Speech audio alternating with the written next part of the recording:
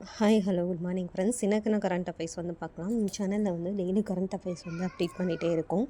So இந்த மாதிரி daily current affairs வந்து உங்களுக்கு ரீச் ஆகணும்னா மறக்காமல் சப்ஸ்கிரைப் பண்ணிவிட்டு அந்த பெல் பட்டனை கிளிக் பண்ணி வச்சுக்கோங்க. இம்பார்ட்டன்ட் கரண்ட் அஃபேர்ஸ் மட்டும் தான் ரிப்பீட்டடாக போடுறோம்.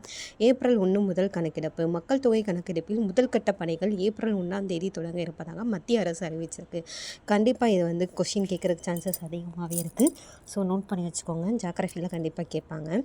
பிரதமர் நரேந்திர மோடி அரசின் தலைவராக அதாவது 8931 நாட்கள். குஜராத் முதல்வர் மற்றும் நாட்டின் பிரதமராக மார்ச் 22 அன்று பிரதமர் நரேந்திர மோடி வந்து இந்த நாட்களை வந்து நிறைவு செஞ்சுருக்காரு அப்படின்னு சொல்லியிருக்காங்க.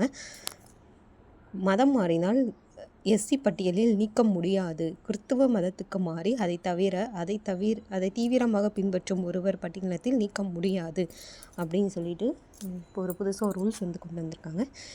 தீர்ப்பு. இந்து, பௌத்தம், சீக்கியம் மதங்களைச் சேர்ந்தவருக்கு எஸ்டி அந்தஸ்து பொருந்தும் என உச்சநீதிமன்றம் தீர்ப்பு வந்து அளிச்சிருக்காங்க.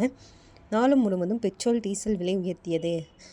நயாரா பெட்ரோல் நிறுவனம், அதாவது நயாரான்னு சொல்லிட்டு ஒரு தனியார் பெட்ரோல் நிறுவனம் வந்து பெட்ரோல் விலையை வந்து உயர்த்தியிருக்காங்க.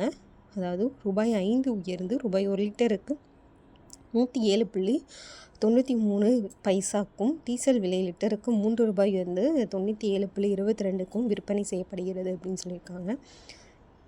ஓகே, இந்த மாதிரி டெய்லி கரண்ட் அஃபேர்ஸ்க்கு மறக்காமல் சேனலில் ஃபாலோ பண்ணிக்கோங்க, சப்ஸ்கிரைப் பண்ணிக்கோங்க. அது மட்டும் இல்லாமல் நம்மக்கிட்ட வந்து வீக்லி பிடிஎஃப்பும் மந்த்லி பிடிஎஃப்பும் அவைலபிளாக இருக்குது. ஸோ வேணும்னா ஸ்க்ரீனில் தெரியுற நம்பருக்கு வந்து நீங்கள் டிஎம் பண்ணி வாங்கிக்கலாம். தேங்க்யூ.